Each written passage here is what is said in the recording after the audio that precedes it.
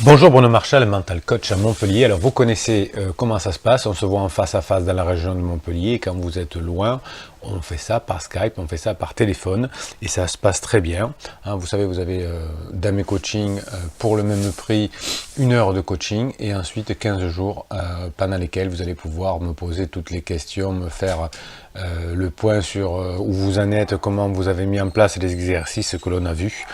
Parce que dans les 15 prochains jours, les 15 jours suivant le coaching, c'est là où vous allez avoir le plus de choses à faire et donc le plus de questions à me poser. Voilà, ça c'était pour le côté comment je fonctionne parce qu'on me le demande souvent. Aujourd'hui, nous allons faire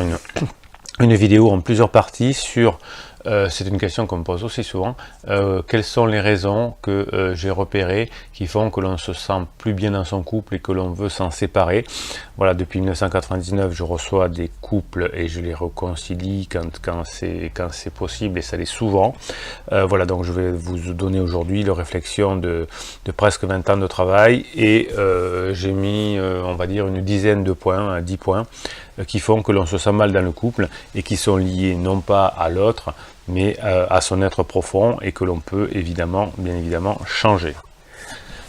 Ces 10 points sont aussi très souvent ce que l'on reproche à l'autre, hein, puisque comme on ne peut pas le faire nous-mêmes ou que c'est quelque chose de très fort en nous qui n'est pas souris, on va reprocher à l'autre de le faire, par exemple. Et donc quelque chose qui était très mignon au départ, qui nous faisait rêver parce que cette partie très forte faisait que l'on est toujours un être unique, eh bien au bout d'un moment ça va fatiguer l'autre et ce que l'on aime beaucoup au départ devient un handicap par la suite. Hein, c'est en tout cas ce que j'ai remarqué dans les couples que j'ai accompagnés et quand on leur explique le fonctionnement du couple et quand on leur explique les défenses que l'on peut mettre dans le couple, à ce moment-là, eh bien, le couple reprend vie, reprend forme et très souvent on arrive à le récupérer. Alors premier point qui va faire que le couple fonctionne mal, c'est quand il y en a un des deux qui est très égocentrique, qui recherche une certaine perfection, mais une certaine perfection dans les exploits, qui adore être admiré. Alors c'est quelqu'un qui a des passions et qui va, comment dirais-je, souvent aller au bout de ses passions. Alors je pense à la vitesse, à la navigation, à l'équitation, au roller, tout ce que vous pouvez imaginer. Donc ils sont à fond là-dedans et le couple soit devient, pour celui qui est passionné, un empêcheur de réaliser ses exploits, hein, puisque l'autre n'est pas toujours aussi soutien qu'il ne le voudrait. Et la deuxième chose, c'est que celui qui n'a pas la passion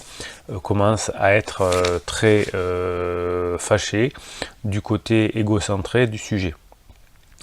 La personne qui a cette passion va s'échapper rapidement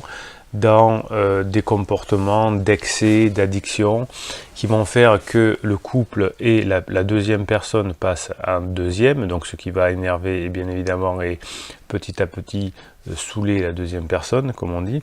Et la personne qui est dans ces addictions va avoir de plus en plus besoin non pas de son couple, mais de son plaisir, de sa vitesse, de ses exploits, et donc va négliger le couple et va se sentir, comme on me le dit souvent, à l'étroit dans ce couple-là, puisque le couple qui est le représentant du quotidien ne peut pas apporter, surtout si on ne sait pas faire, autant de plaisir qu'un sport, qu'une activité à forte sensation. Alors ça peut être un loisir, hein, mais ça peut être aussi le travail. Il y a dans le travail des choses qui peuvent rapidement devenir addictives et donc on néglige son couple et ça va énerver la personne en face et donc les deux comment dire, cette addiction va faire que le couple va dysfonctionner. Alors soit ça va l'être de la part de la personne qui le subit ou de la personne qui en bénéficie, mais c'est une raison